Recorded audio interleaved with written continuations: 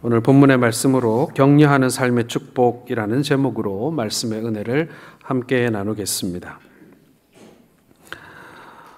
이전에 포항에 있는 우리 교단 한 교회가 짧은 시간 중에 아주 이렇게 괄목할 만큼 이렇게 성장을 하는 교회가 있다 그래서 제가 여름 휴가를 내어서 일부러 그 교회를 서울에서 포항까지 내려와서 방문한 적이 있었습니다. 와서 담임 목사님은 못 만나고 부목사님을 만나서 얘기를 듣게 되었는데, 그 당시 이제 포항에 많은 교회들이 분란을 겪으면서 교회를 떠나는 성도들이 많이 발생을 했다고 합니다. 그런데 이 교회가 그 흩어진 사람들을 이렇게 많이 품어주었는데, 어떻게 품어줬냐라고 제가 물으니까 오는 사람들 왜 왔냐, 어디에서 왔냐 물어보질 않고 그냥 사람들이 오면 안아줬다 그래요. 진짜 안아줬다고. 그냥 품어줬다 그런 뜻이 아니라 형제는 형제에게, 자매는 자매에게 그렇게 교회를 찾아오는 사람들을 꼭 안아주었다고 합니다. 그 많은 성도들이 거기에서 큰 위로를 받았다라는 얘기를 제가 들었어요. 특별히 위로의 말을 해준 것도 아니고 프로그램이 있었던 것도 아닌데, 그렇게 찾아오는 사람 한 명, 두 명에게 누구나 할 것 없이 환영의 뜻으로 그들을 안아주었다, 그렇게 얘기를 들었습니다. 상처 입은 사람들, 그리고 더 이상 어떻게 의지할 데가 없던 사람들이 교회로 모여서 크게 위로를 받았다라는 이야기. 그래서 지금은 굉장히 큰 교회로 성장을 했다는 그런 얘기를 그때 제가 그 교회를 찾아가서 들었던 기억이 있습니다. 오늘 이 자리에 앉아 계신 우리 성도님들께서도 교회에 왜 오셨는가? 물론 일하러 오신 분도 물론 계시겠지만, 우리 대부분의 성도님들은 하나님의 말씀과 성도의 교제 속에 서로 위로받고 격려받고 싶어 이 자리에 오지 않았겠습니까? 마치 한 주간 동안 어떻게 살았는지 숙제 검사하는 마음으로 이 자리에 와 앉아 있다면 얼마나 힘들겠습니까? 잘했으면 옛날에 선생님들이 숙제를 해오면 어떻게 해줍니까? 동그라미를 쳐주셨죠, 그렇죠? 동그라미 1개, 2개, 3개, 4개, 5개 이렇게 막 해주셨는데, 그 동그라미 5개를 맞으면 그렇게 기분이 좋았지만 1개나 2개 받으면 참 속상했던 그런 기억이 있습니다. 우리가 주일날 교회 나와서 우리가 하나님한테 동그라미 몇 개 받아가는가, 우리가 그것 때문에 여기에 이렇게 모인다고는 생각하지 않습니다. 누구나 다 힘들고 누구나 다 상처받았기에 하나님 앞에 나와서 서로 피차간에 위로받기를 원합니다. 누가 와서 얼마나 일을 잘하나, 누가 얼마나 와서 부지런히 섬기는가, 그거를 보기 위함은 분명 아닐 것이라고 생각을 합니다. 오늘 제가 오후에 아까 찬양하면서 제가 뒤를 탁 이렇게 돌아보면서 그런 생각하면 안 되는데, 저 외부 강사 오실 때는 한 120명, 130명까지 오셨는데 오늘 담임 목사가 오후 예배 설교한다는데 몇 명이나 오셨을까? 처음에 돌아봤을 때는 좀 실망이 들어서 좀 그랬는데, 지금 보니까 위로가 됩니다. 사람 별거 없어요, 그렇죠? 조금 격려받으면 힘이 나고요, 핀잔 받으면 속상하고 그런 것 아니겠습니까? 우리는 모두 하나님께 위로받고 격려받기를 원합니다. 뿐만 아니라 우리 간에도, 우리 피차 간에도 서로 격려하고 돌보는 일들이 있어야 한다라는 것이죠.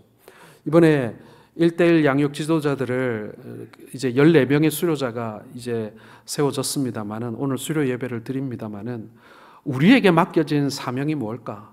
우리가 좋은 교회를 만들어가는 그런 여정 가운데 있다면 과연 우리 교회는 어떤 교회가 되어야만 할까? 저는 우리가 팀 사역을 하면서 일도 잘해야 하지만, 그러나 그 모든 관계들 속에 같이 팀원이 되고 팀장이 되어서 일하는 관계, 그리고 팀장과 우리 당회원 장로님들과의 관계, 그리고 우리 전도회 회원들과의 관계, 저는 모든 관계 속에 우리가 서로 돌봄이 있어야 한다라고 생각을 합니다.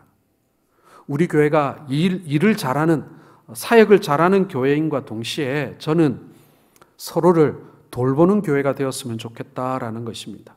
팀장이 팀원들을, 그리고 팀원들끼리, 그리고 팀원들이 또 팀장을, 그리고 우리 당회원들이 또 팀장을 서로 돌보고 서로 보살펴주고 위로해주고 격려해주는 그러한 공동체가 좋은 공동체고 아름다운 교회의 모습이 아닐까라는 생각을 해봅니다. 자, 오늘 본문에 보면요, 성경에 나오는 대표적인 격려자가 나옵니다. 바로 바나바지요. 참된 격려자란 어떤 사람일까요?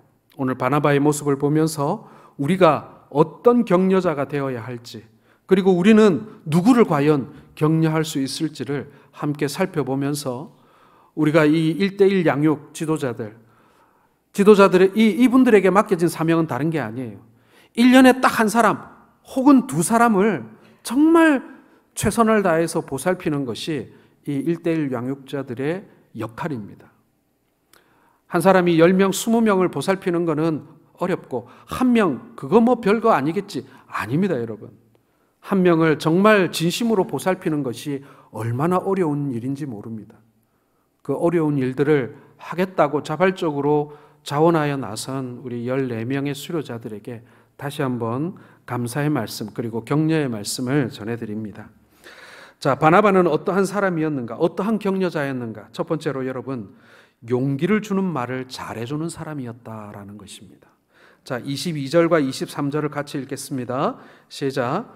예루살렘 교회가 이 사람들의 소문을 듣고 바나바를 안디옥까지 보내니 그가 이르러 하나님의 은혜를 보고 기뻐하여 모든 사람에게 굳건한 마음으로 주와 함께 머물러 있으라 권하니.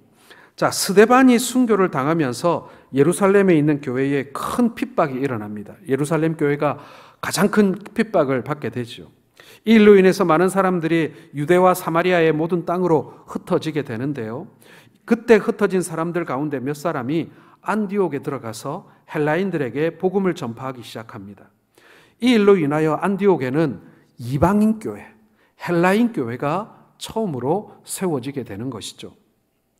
안디옥에도 교회가 세워졌다라는 소식을 들은 이 모교회였던 예루살렘 교회에서 한 사람의 지도자를 파송하게 되는데 그 사람이 바나바입니다. 바나바는 안디옥에 이르러 하나님의 은혜를 보게 되고 그들에게 굳은 마음으로, 굳건한 마음으로 주께 붙어 있으라 권면했다, 이렇게 말씀은 기록합니다. 이 말은요, 바나바가 사람들에게 용기와 소망을 불어주는 말을 했다, 그렇게 해석할 수 있습니다. 여러분, 바나바처럼 우리는 따뜻한 말을 많이 해주고 용기를 주는 그런 말을 많이 서로 나누어야 한다고 생각을 합니다. 그 말 한마디 한마디가 사람들에게 얼마나 큰 힘을 주는지 모릅니다. 물론 우리의 모든 위로가 주님께 있음은 분명합니다. 그러나 하나님께서는 우리를 위로하시고 격려하시고 용기를 주실 때 하늘에서 들리는 음성이 아니라 바로 내 옆에 있는 내 형제의 목소리를 통하여 우리에게 그 격려를 전달해 주신다는 사실을 여러분 기억하시길 바랍니다. 사도 바울과 바나바는 1차 전도 여행을 선교 여행을 같이 했습니다. 그때 마가 요한이라고 하는 사람이 함께 동행을 했는데 당시 선교 여행이라는 것이 그렇게 낭만적인 여행이 아니었습니다. 이 선교 여행에는 강의 위험, 강도의 위험, 동족의 위험, 이방인의 위험, 그리고 시내의 위험, 광야의 위험, 바다의 위험, 거짓 형제 중의 위험, 온갖 위험이 다 도사리고 있었습니다. 그래서 이 힘든 선교 여행을 참지 못하고 이 마가 요한이라고 하는 청년이 중도에 그 여행을 포기하는 일이 벌어진 것입니다. 이 일이 있음에도 불구하고 1차 선교 여행은 무사히 마쳤습니다마는 사실은 많은 팀원들이 이 일로 인하여 힘들어 했다는 것은 우리가 충분히 미루어 짐작해 볼 수 있습니다. 사도 바울은 바나바와 함께 다시 2차 선교 여행을 준비하였습니다. 이때 바울은 1차 선교 여행 도중에 포기했던 마가 요한을 함께 데려갈 수 없다라고 주장을 했고 바나바는 한 번 더 기회를 주자고 주장을 하게 됩니다. 일로 인하여 바울과 바나바는 서로 심히 다투어 서로 갈라서는 일이 벌어지고 마는 것이죠. 그리고 바나바는 성경에서 그 이름이 사라지게 됩니다. 여러분, 사도 바울 앞에 사도 바울을 소개하는 성경 구절 중에 착하다라는 구절을 본 적이 있습니까? 예, 성경 어디에도요 사도 바울의 이름 앞에 착한 사람이었다는 설명이 없어요. 근데 바나바는 어떻습니까? 예, 바나바를 소개하는 제일 첫 마디가 뭐였어요? 착한 사람이었다고 되어 있어요. 착한 사람. 모르기는 몰라도요, 바울하고 바나바가 싸웠으면 분명히 바울이 잘못했을 거예요. 성격이 얼마나 까칠한지. 바나바 같이 착한 사람이 그것을 견디지 못하고 갈랐을 정도였으면 바울 굉장히 까칠했을 것 같다라는 생각을 충분히 할 수가 있게 됩니다. 그런데 이 바나바가 이제 성경에서 그 기록이 사라졌지만 나중에 바울과 바나바의 싸움의 원인이 되었던 이 마가 요한의 이름이 다시 성경에 등장하게 됩니다. 그리고 바울 사역에 중요한 역할을 하는 한 인물로 컴백하게 되는 것이죠. 여기에 대해서 성경은 자세히 기록하고 있지는 않습니다. 다만 우리가 충분히 미루어 짐작해 볼 때 격려자의 역할을 했던 착한 사람이었던 바나바가 이 마가 요한과 같이 지내면서 그에게 용기를 북돋아 주지 않았을까? 그를 다시 일어날 수 있도록, 패배자가 아니라 이제 다시 재기할 수 있도록 이 바나바가 바울과 함께 여행을 떠나지 않고 마가 요한 옆에서 그를 돌보지 않았을까? 우리가 그렇게 짐작해 볼 수 있습니다. 보통 사람들은 실패한 사람들을 비난하거나 비판하기를 좋아합니다. 특별히 하나님의 중요한 사역을 위기에 몰아넣었던 한 사람이라고 한다면 얼마나 많은 사람들이 눈치를 주고 핀잔을 주고 책망을 했을까요? 바울도 그것에 대한 뭐라 그럴까요? 벌로 2차 전도 여행에서 탈락시켰던 것입니다. 그런데 바나바는 자신이 그 여행에 참가하지 못한다 할지라도 이 마가 요한 곁에 있었다라고 우리가 볼 수 있는 것입니다. 바나바는 마가 요한을 비난하지도 비판하지도 않았습니다. 오히려 그를 이해하려고 했고 용기 주는 말로 다시 세워주려고 노력을 했습니다. 그 결과 사도 바울의 사역에 있어서 없어서는 안 되는 중요한 인물로 다시 돌아오게 되는 것이죠.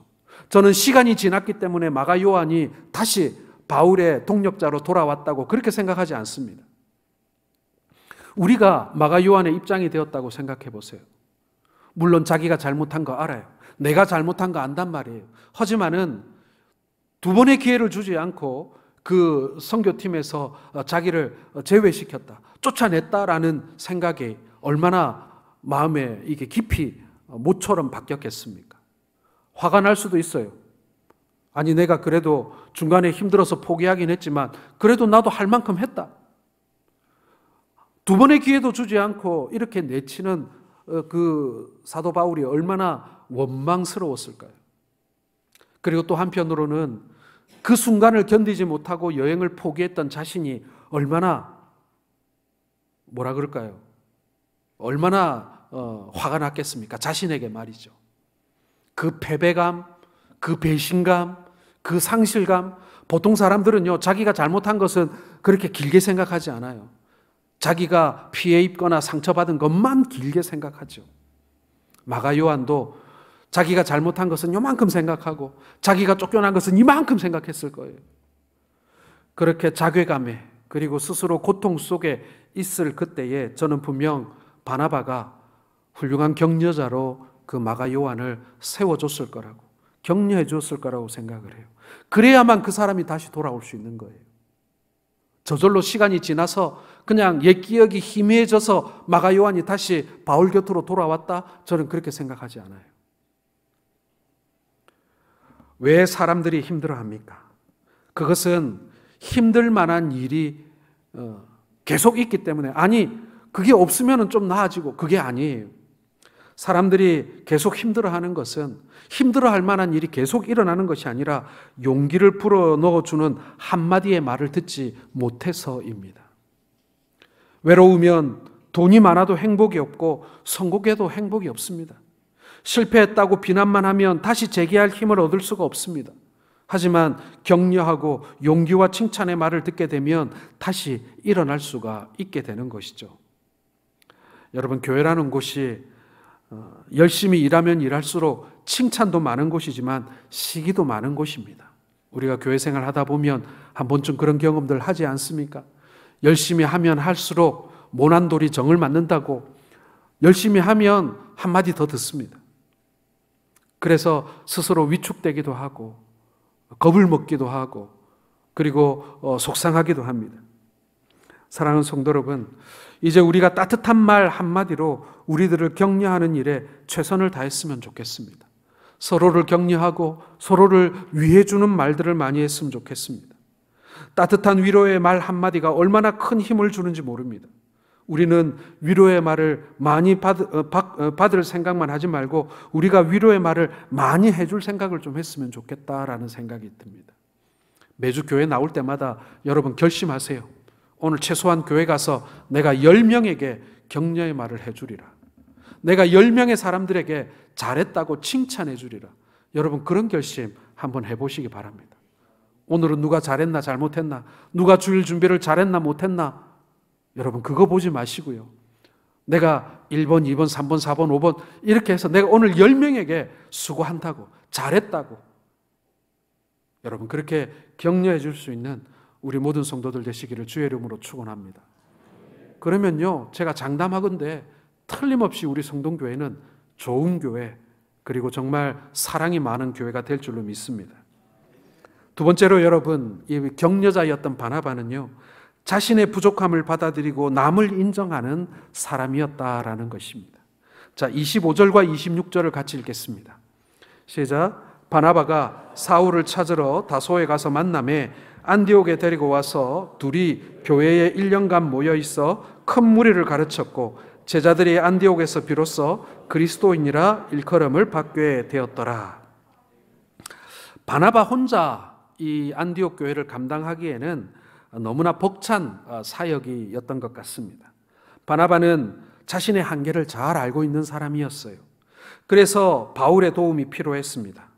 이 말은 달리 말하면 안디옥 교회에서의 자신의 역할, 자신의 어떤 책임 혹은 공적을 혼자만 누릴 수도 있었지만 그것을 혼자 누리지 않고 바울과 함께 나누었다라는 그런 뜻인 것입니다. 여러분, 남을 격려할 줄 아는 사람은요, 자신의 부족함을 인정하고 좀 더 능력 있는 사람으로부터 도움을 받을 줄 아는 사람인 것입니다. 어느 대학 교수님이 그런 얘기를 하더라고요.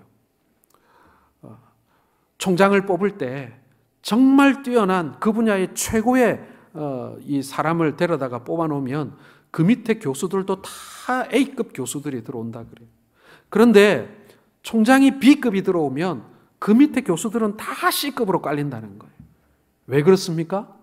자기보다 뛰어난 사람, 자기보다 우월한 사람을 두고 못 보기 때문에 그렇다라는 거예요. 바나바는요, 자신의 한계를 알고 있었고 그래서 택한 사람이 자기보다 못한 사람이 아니었어요. 자기보다 못한 사람을 데려와서 그래도 바나바가 최고야 라는 소리를 인간적으로는 들을 수 있을지 모르지만 오늘 바나바는 자기보다 훨씬 많이 배우고 그리고 뛰어났던 이 바울을 데려오는데 주저하지 않았다라는 것입니다. 남을 격려할 줄 아는 사람, 어떻게 보면은 격려의 말을 잘하는 사람이기도 하지만 자기보다 더 능력 있는 사람으로부터 도움을 받을 줄 아는 사람, 이렇게 설명할 수도 있을 것입니다. 우리는 이런 일에 있어서 자존심이 상한다고 생각을 합니다. 내가 충분히 할 수 있는데 다른 사람에게 도움을 청하는 것을 자존심 상해합니다. 그러나 하나님은 모든 능력을 한 사람에게만 다 주지 않았습니다. 각 사람에게 각양의 은사를 주시고 함께 연합하여 그 일을 감당하도록 하셨습니다. 이것이 바로 교회입니다. 교회 사역은 나 혼자만 하는 것이 아닙니다. 자신의 부족함을 받아들이고 남이 잘하는 것을 인정하는 곳입니다. 그러므로 교회 사역을 할 때 자신이 잘하는 것 가운데 하나는 해야 합니다. 여러분은 어떤 사역을 잘하고 계십니까? 저는 교회 사역이 크게 세 가지의 사역이 있다라고 생각을 합니다. 첫째는 중보기도의 사역이 정말 중요합니다. 교회에서 우리가 서로 기도합시다 혹은 기도해 줄게요, 저는 이게 다 중보기도 사역이라고 생각을 합니다. 나만을 위해 기도하는 것이 아니라 교회를 위해서, 목회자를 위해서, 다른 성도들을 위해서 기도하는 것입니다. 나라와 민족을 위해서 기도하는 곳이고 세계와 열방을 위해 기도하는 것입니다. 기도의 자식은 망하지 않는다는 말이 있습니다. 기도하는 부모를 둔 자녀들은 망하지 않는다는 말입니다. 마찬가지로 기도하는 성도들이 있는 교회는 망하지 않습니다. 근데 여기다 좀 더 구체적으로 얘기할까요? 자기 기도만 하는 교회, 자기 기도만 하는 성도만 있는 교회는 망합니다. 하지만 남을 위해 기도할 줄 아는 성도가 있는 교회는 흥할 것입니다. 교회에 있어서, 교회 사역에 있어서 중보기도 사역은 너무나도 중요한 사역입니다. 뿐만 아니라 두 번째는 바르실레 사역이 필요합니다. 모든 교회에는 이 바르실레의 역할을 하는 사람들이 있어야 합니다. 이 바르실레는 다윗을 공개하여 하나님이 원하시는 왕국을 세우는 초석을 다졌던 사람입니다. 재정적인 사역자를 말하는 것이죠. 하나님의 일은 영적인 것이지만 몸을 움직여서 해야 하기 때문에 재정도 필요합니다. 모든 사람이 자신의 형편에 맞게 재정적인 헌신을 하기에 교회가 세워져 갈 수가 있는 것입니다. 그럼에도 불구하고 재정적인 헌신을 사명으로 알고 기쁘게 하나님의 일에 동참하시는 그러한 일꾼들을 하나님께서는 계속해서 찾고 계신다라는 것이죠. 마지막 세 번째는 여러분, 전문성으로 하는 사역이 교회에는 반드시 있습니다. 우리 예배만 봐도 전문성을 필요로 하는 부분이 있지 않습니까? 설교를 하는 설교자, 이 전문가가 필요하고, 반주도 찬양도 전문가가 필요합니다. 방송실에도 전문가가 필요합니다. 그러므로 자신의 전문성을 교회 사역에 접목시켜서 하나님께 쓰임받는 그러한 우리 성도들이 되어야 한다는 것입니다. 내가 밖에서는 얼마짜린데 이런 생각하지 마세요. 하나님께 드린 수고이고 하나님께서 쓰신 수고입니다. 그래서 하나님께서 셈하실 것입니다. 사람들에게 셈 받으려고 하지 마세요. 그건 하나님을 위한 사역이 아닙니다. 바나바는 혼자만 일하려 하지 않았습니다. 자신의 부족함을 인정하고 그래서 자기보다 더 전문성이 있는 사람과 사역을 나누었습니다. 격려자는 자신이 모든 것을 다 아는 사람이 아닙니다. 다른 사람의 전문성을 인정하고 칭찬하며 그 일을 잘 하도록, 그리고 더욱 격려해서 그 사람이 잘 뛰어갈 수 있도록 만들어주는 코치, 감독의 역할을 하는 사람이다라는 것이죠. 마지막으로 여러분, 세 번째, 이 바나바라고 하는 이 격려자는요, 수고한 후에 영광을 바라지 않았던 사람이라는 것입니다. 오늘 24절 같이 읽겠습니다. 시작. 바나바는 착한 사람이요 성령과 믿음이 충만한 사람이라 이에 큰 무리가 주께 더하여지더라. 자, 안디옥 교회에 파송된 바나바는 성령과 믿음이 충만했다라고 되어 있습니다. 그로 인해 안디옥 교회에 큰 부흥의 역사가 일어나게 됩니다. 사실 저는 그렇게 생각합니다. 이 바나바 혼자서도 저는 안디옥 교회를 잘 감당할 수 있었지 않을까, 그런 생각을 해봅니다. 왜 그렇습니까? 자기 제자들 밑에 사역자로 많이 세우면 되잖아요. 지금 교회로 말하자면 부교육자 많이 세우면 되잖아요. 그런데 이 바나바는 부교육자를 많이 세운 것이 아니라 자기 위에 또 다른 담임 목사를 데려온 것입니다. 앞에서 보았듯이 자신이 잘하는 일과 자신이 부족한 부분이 어떤 것인지를 잘 알았습니다. 그래서 다소에 있던 바울을 데려다가 함께 사역한 것입니다. 결국 그의 기대대로 안디옥 교회에 온 바울은 그 능력을 발휘하게 됩니다. 안디옥 교회에 1년 동안 있으면서 큰 무리를 가르치게 되는 것이죠. 바나바는 성령과 믿음이 충만하였고 착한 사람이었기 때문에 큰 무리가 그를 중심으로 모여들었습니다. 그리고 그 무리를 가르친 사람은 바울이었습니다. 바나바가 열심히 교회 사역을 함으로 교회의 외양이 커졌습니다. 지금 우리로 말하면 그렇지 않을까요? 저는 바나바가 신방을 참 잘하는 사람이 아니었을까, 그렇게 짐작을 해봅니다. 그런데 바울은 어떤 사람입니까? 그는 훌륭한 웅변가였고 학자였습니다. 아마도 설교는 이 바울이 도맡아 했을 것 같아요. 성경 공부나 제자 훈련도 이 바울이 다 했을 것 같습니다. 바울은 그 커진 외양을 잘 가르침으로 내실을 가꾸어 주는 역할을 했다라는 것이죠. 그러다 보니 사람들의 관심은 점점 바나바에서 바울로 옮겨가기 시작합니다.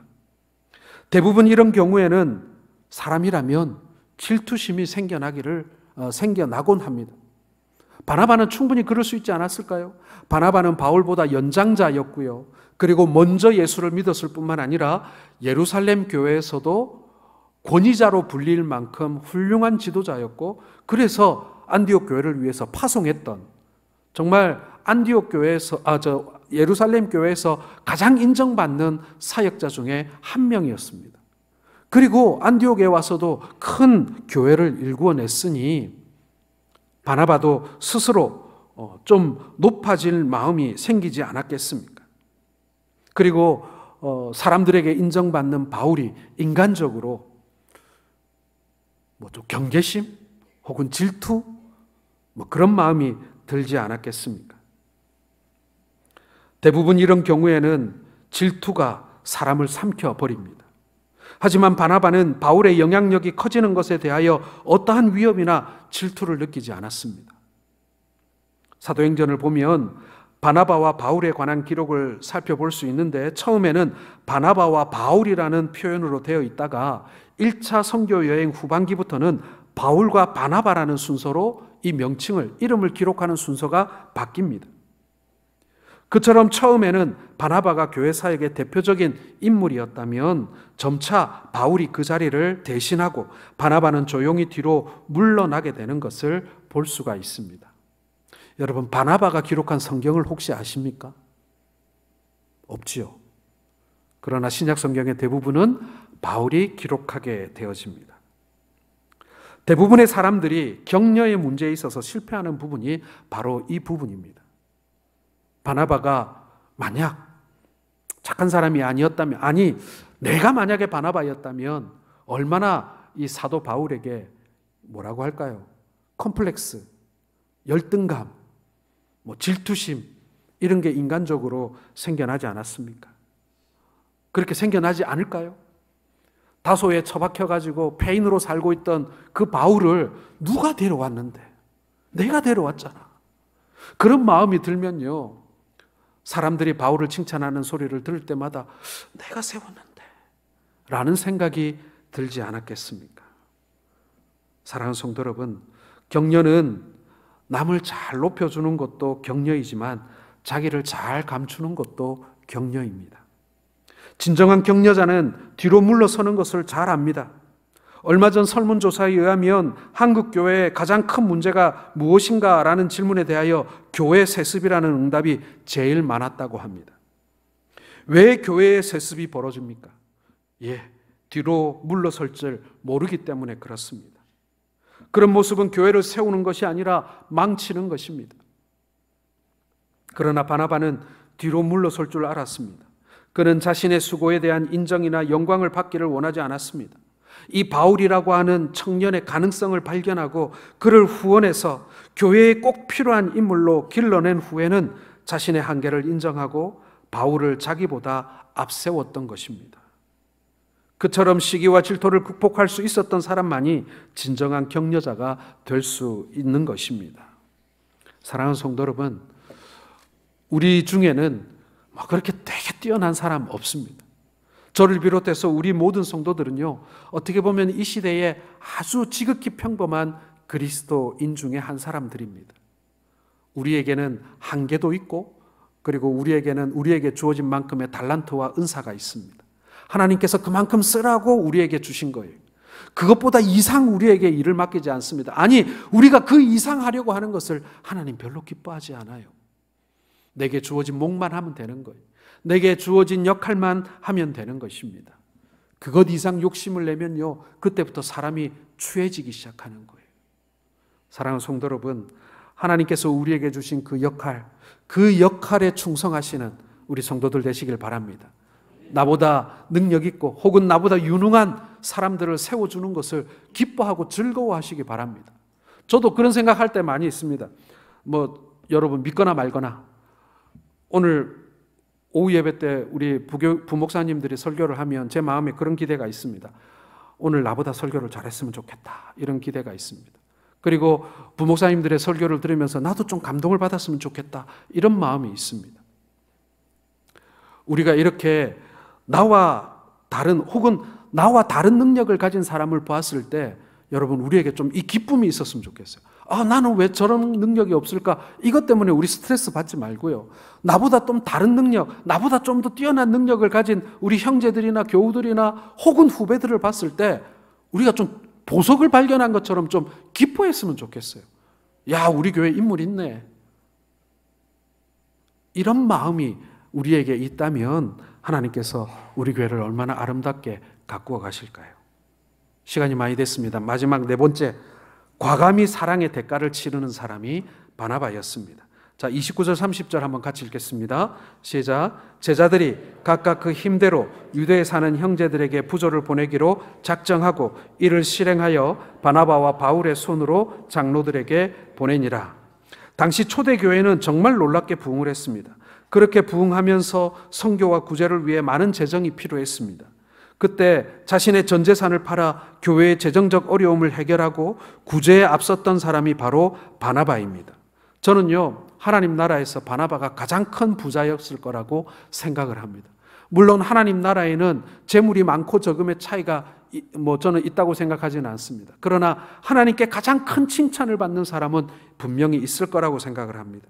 사도행전 4장 16절에 이 바나바를 권위자라고 했는데, 권위자는 격려자라는 뜻과 일맥상통합니다. 우리는 바나바처럼 말로만 격려하지 말고 실질적으로 우리가 가진 것을 바침으로 나눔으로 격려해야 합니다. 그처럼 좋은 일인 선교와 구제를 위해 쓴 돈은 결코 잃어버리는 돈이 아닙니다. 오히려 나 혼자만 쓰려고 간직한 돈이야말로 진짜 잃어버린 돈이라고 할 수 있습니다. 시편 37편 25절과 26절을 한번 같이 읽어보겠습니다. 시작. 내가 어려서부터 늙기까지 의인이 버림을 당하거나 그의 자손이 걸식함을 보지 못하였도다. 그는 종일토록 은혜를 베풀고 꾸어주니 그의 자손이 복을 받는도다. 여러분들이 많이 물려주면 자녀들이 복을 받으리라고 생각하십니까? 아닙니다. 부모들이 많이 나누어 준 만큼 자녀들이 복을 받습니다. 그게 하나님 나라의 원리입니다. 주는 것은 우리의 신앙과 사랑을 나타내고 다른 사람의 신앙을 자라가게 해주고 결국 자신과 자신의 자손들이 복을 받는 지름길이라는 것입니다. 사랑은 희생입니다. 희생할 줄 알아야 사랑과 행복을 얻을 수 있습니다. 그러므로 여러분, 좋은 일에 머뭇거리지 마시길 바랍니다. 독일의 유명한 철학자 칸트를 여러분 아실 것입니다. 칸트에게 연인이 있었습니다. 사랑하는 여인이 있었는데 그 여인이 먼저 찾아와서 결혼을 하자고 제안을 합니다. 이 칸트가 아주 앞뒤가 꽉 막힌 사람이거든요. 그러니까 기다리다 못해 이 여인이 칸트 보고 먼저 결혼을 하자고 제안을 합니다. 칸트는 조금 생각해보고 대답해 주겠다고 합니다. 그리고는 대학 도서관에 들어가서 결혼에 대한 연구를 하기 시작합니다. 결혼의 장점과 단점에 대하여 깊은 생각을 하고 책을 찾아보았어요. 어떤 날은 결혼하면 좋을 것 같고 어떤 날은 결혼하면 고생을 할 것 같은 거예요. 마침내 오랜 고민과 연구 끝에 칸트는 결혼하기로 결심을 합니다. 오랜 생각 끝에 얻은 결론은 결혼하면 단점도 있지만 장점이 더 많다라는 결론을 얻었기 때문입니다. 칸트는 연인이었던 그 여인의 집으로 찾아갔습니다. 그리고 그 여인의 아버지에게 이렇게 말했습니다. 아버님, 제가 따님과 결혼하고 싶습니다. 따님을 사랑합니다. 결혼을 허락해 주십시오. 그러자 그 여인의 아버지가 이렇게 말합니다. 여보게, 내 딸은 이미 결혼을 했고 벌써 아이가 둘이라네. 칸트는 너무 고민을 하다가 그 사랑하는 여인이 기다려주지 못하고 다른 사람과 결혼을 했던 것입니다. 저는 이 얘기를 왜 하냐면요, 여러분, 하나님을 섬기거나 이웃을 섬기거나 우리 형제들에게 베풀고 나누어 주는 것은 때가 있다는 얘기입니다. 그 때를 놓치지 마세요. 그 때를 놓치면요, 이 마치 칸트처럼 사랑하는 여인을 잃어버리는 것처럼 여러분들이 하나님께 사랑받고 칭찬받고 복받을 수 있는 길을, 저는 그러한 때를 놓치는 것이라고 생각을 합니다. 좋은 일을 위해 가감히 대가를 치르지 않으면 사랑을 얻지 못하는 것처럼 사랑은 관념이 아니라 희생입니다. 진정한 사랑을 하면 희생도 기쁨이 되고 희생할 때 진정한 사랑을 얻게 되는 것입니다. 이제 말씀을 맺겠습니다. 사랑하는 성도 여러분, 우리 모두가 격려자가 될 수 있으면 좋겠습니다. 오늘 수료하는 우리 1:1 지도자들 뿐만 아니라 우리 모든 성도들이 서로 나누고 베푸는 그러한 귀한 사역을 감당하는 우리 성도들 되시기를 주의 이름으로 축원합니다. 이제 이어서 1:1 양육지도